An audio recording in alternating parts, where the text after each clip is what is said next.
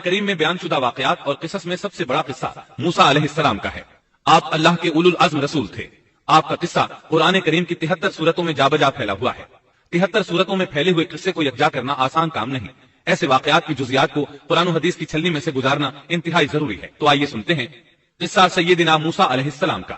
اللہ تعالیٰ سورۃ القصص آیت 1 تا 3 میں فرماتے ہیں، شروع اللہ کے نام سے جو بڑا مہربان نہایت رحم والا ہے۔ طا سین میم، یہ روشن کتاب کی آیات ہیں۔ ہم آپ کے سامنے موسیٰ اور فرعون کا صحیح واقعہ بیان فرماتے ہیں ان لوگوں کے لیے جو ایمان رکھتے ہیں۔ ان آیات میں اہل ایمان کے لیے نصیحت اور یاد دہانی ہے، جبکہ انہی آیات میں فاسق، نافرمان اور کجرا لوگوں کے لیے ڈراوا اور وعید ہے۔ فرعون یعنی ولید بن مصعب بہت جابر اور ظالم شخص تھا۔ ظلم و جبر کی ان آخری حدوں کو پہنچ گیا تھا جن تک شاید انسانوں میں سے کوئی بھی نہ پہنچا ہوگا، یہاں تک کہ اس نے رب ہونے کا دعویٰ کر دیا۔ وہ اللہ تعالیٰ کا انکار کرتے ہوئے کہا کرتا تھا، فرعون کہنے لگا، اے درباریوں، میں تو اپنے سوا کسی کو تمہارا معبود نہیں جانتا۔ کہنے لگا، تم سب کا رب میں ہی ہوں۔ اس نے الوہیت اور ربوبیت دونوں میں اللہ تعالیٰ سے جھگڑا کیا۔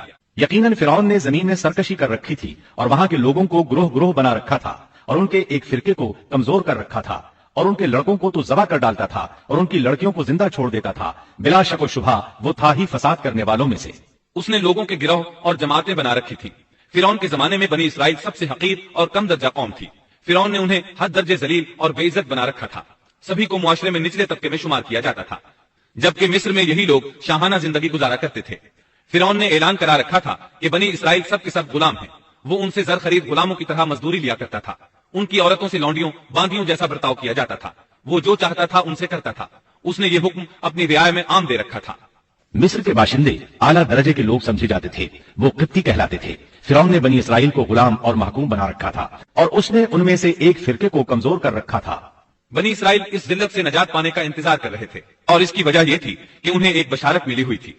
اس کے مطابق ان کا نظریہ تھا کہ فرعون کے گھر سے ایک بچہ نکلے گا جو انہیں نجات دلائے گا، اور یہ بھی بیان کیا جاتا ہے کہ یہ بشارت انہیں اس طرح ملی تھی کہ خود فرعون نے خواب دیکھا تھا کہ بیت المقدس سے آگ نکل کر مصر کی جانب بڑھتی چلی آ رہی ہے۔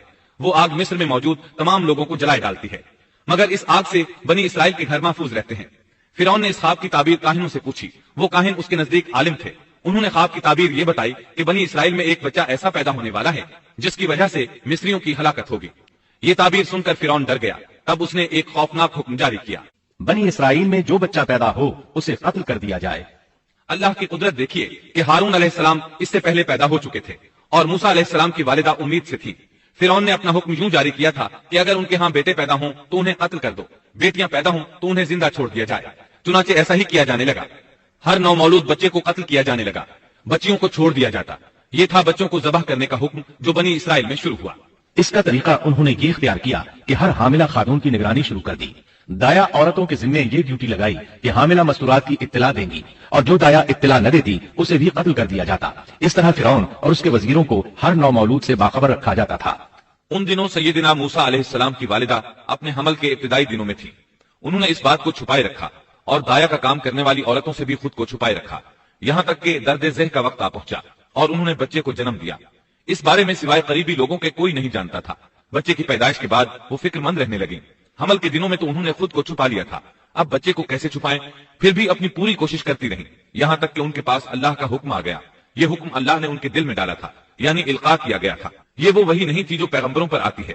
اور ہم نے موسیٰ کی ماں کو وحی کی کہ اسے دودھ پلاتی رہ، اور جب تجھے اس کی نسبت کوئی خوف معلوم ہو تو اسے دریا میں بہا دینا، اور کوئی ڈر خوف یا رنج غم نہ کرنا۔ ہم یقیناً اسے تیری طرف لوٹانے والے ہیں اور اسے اپنے پیغمبروں میں بنانے والے ہیں۔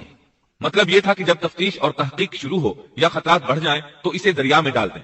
اس آیت مبارکہ میں بیک وقت دو خبریں، دو احکام، دو حکم امتناعی اور دو بشارتیں ہیں، یعنی ہم نے موسیٰ کی ماں کو وحی کی کہ اسے دودھ پلاتی رہے، یہ دو خبریں ہیں، اور جب تجھے خوف محسوس ہو تو اسے دریا میں بہا دے، یہ دو حکم ہیں۔ کوئی خوف نہ کھا اور کوئی غم نہ کر، یہ دو امتناعی حکم ہیں۔ ہم یقیناً اسے تیری طرف لوٹانے والے ہیں اور اسے اپنے پیغمبروں میں سے ایک پیغمبر بنانے والے ہیں، یہ دو بشارتیں ہیں۔ اور پھر واقعی تلاش شروع ہو گئی، بنی اسرائیل پر سختی کی گئی۔ موسیٰ علیہ السلام کی ماں نے اللہ کے حکم کے مطابق بچے کو صندوق میں رکھا اور دریا میں چھوڑ دیا۔ ساتھ ہی موسیٰ علیہ السلام کی بہن سے کہا، تو بھی اس کے پیچھے پیچھے چلتی جا۔ چنانچہ وہ دریائے نیل کی موجوں میں چلے اور ان کی بہن کنارے کنارے چلی، اپنے بھائی کی نگرانی کرتی جا رہی ہے کہ دریا میں ڈالنے کے بعد کیا بنتا ہے۔ اللہ تعالیٰ سورۃ القصص آیت 11 میں فرماتے ہیں، موسیٰ کی والدہ نے ان کی بہن سے کہا، تو اس کے پیچھے پیچھے جا، तो वो उसे दूर से देखती रही और फिरौनियों को इसका इल्म भी न हुआ। संदूक बहता हुआ फिरौन के महल्लात के करीब आन ठहरा। महल्लात दरियाए नील के किनारे थे। अल्लाह ताला सूरत अल कसस में फरमाते हैं, आखिर फिरौन के आदमियों ने संदूक उठा लिया, आखिरकार यही बच्चा उनका दुश्मन हुआ और उनके रंज का बायस बना। अब वो इसकी भलाई चाह रहे हैं, लेकिन वही फिरौनियों के लिए वबाल जान बनने वाला था। अल्लाह सूरत अल कसस आयत 8 में फरमाते हैं, कुछ शक नहीं कि फिरौन और हामान और उनके लश्कर थे ही खताकार। फिरौन की बीवी ने फौरन पहचान लिया कि ये बच्चा बनी इसराइल में से है। चुनाचे उसने कहा, और फिरौन की बीवी ने कहा, ये तो मेरी और तेरी आंखों की ठंडक है, इसे कत्ल न करो। बहुत मुमकिन है ये हमें कोई फायदा पहुंचाए या हम इसे अपना बेटा ही बना लें। और ये लोग शऊर ही नहीं रखते थे। मतलब ये कि इस पूरे मामले में अल्लाह ताला की तदबीर से उन्हें आगाही नहीं थी। इस पर फिरौन ने कहा, ये सिर्फ तेरी आंखों की ठंडक है, मेरी नहीं। मैं नहीं चाहता बनी इसराइल का कोई बच्चा मेरी निगरानी में पले, लिहाजा ये सिर्फ तेरी ही आंखों की ठंडक है। इब्ने अब्बास रजी अल्लाह अन्हुमा फरमाते हैं, अगर फिरौन ये बात कह देता कि ये मेरी भी आंखों की ठंडक है तो अल्लाह ताला उसे हिदायत दे देता, लेकिन उसने यूं कहा, ये सिर्फ तेरी आंखों की ठंडक है, मेरी नहीं। और फिर हुआ भी यही। मूसा अलैहिस्सलाम आसिया की आंखों की ठंडक बन गए, फिरौन की आंखों की ठंडक न बने। अल्लाह ताला सूरत अल कसस आयत 10 में फरमाते हैं, और मूसा की वालिदा का दिल बेकरार हो गया, यानी उसका दिल मूसा अलैहिस्सलाम की याद के अलावा दुनिया की हर चीज से खाली हो गया। माँ की मोहब्बत और माँ के दिल का हाल जरा देखिए। मुसीबत में उस पर क्या गुजरती है, वो मेहरबानी जो माँ के दिल में होती है, वो मोहब्बत जो सिर्फ उसी दिल का खासा है। हम मर्दों की जमात इस कैफियत को नहीं जानती जो मुसीबत के वक्त माँ के दिल पर गुजरती है। चुनाचे अल्लाह ताला फरमा रहे हैं, और मूसा की वालिदा का दिल बेकरार हो गया। यानी मूसा अलैहिस्सलाम की मोहब्बत के सिवा उस दिल में और कुछ न रहा। हर वो चीज जो उसे दुनिया में प्यारी थी मूसा की मोहब्बत पर गालिब ना आ सकी। बस दिल में मूसा ही मूसा थे। अल्लाह ताला सूरत अल कसस आयत 10 में फरमाते हैं, करीब थी कि इस वाक़े को बिल्कुल जाहिर कर देती अगर हम उनके दिल को ढारस न दे देते, ये इसलिए कि वो यकीन करने वालों में रहे। अब देखिए अल्लाह ताला के काम। उनके नूरे चश्म को किस तरह उनकी तरफ वापस लौटाया। बच्चा जब महल में पहुंचा तो उसने दूध के लिए रोना शुरू कर दिया। उसके पास दूध पिलाने वालियां लाई गईं, लेकिन बच्चे ने किसी औरत का दूध न पिया। आखिर वो बच्चे को उठाकर बाहर लाए। अल्लाह आयत 12 में फरमाते हैं, और उनके पहुंचने से पहले हमने मूसा पर दाइयों का दूध हराम कर दिया था। जो औरत भी आपको दूध पिलाने की कोशिश करती नाकाम हो जाती। अब जाहिर है ये रुकावट तो अल्लाह ताला की तरफ से थी, कोई दूध पिलाने में कामयाब हो भी कैसे सकती थी। उधर मूसा अलैहिस्सलाम की बहन दूर खड़ी ये सब देख रही थी।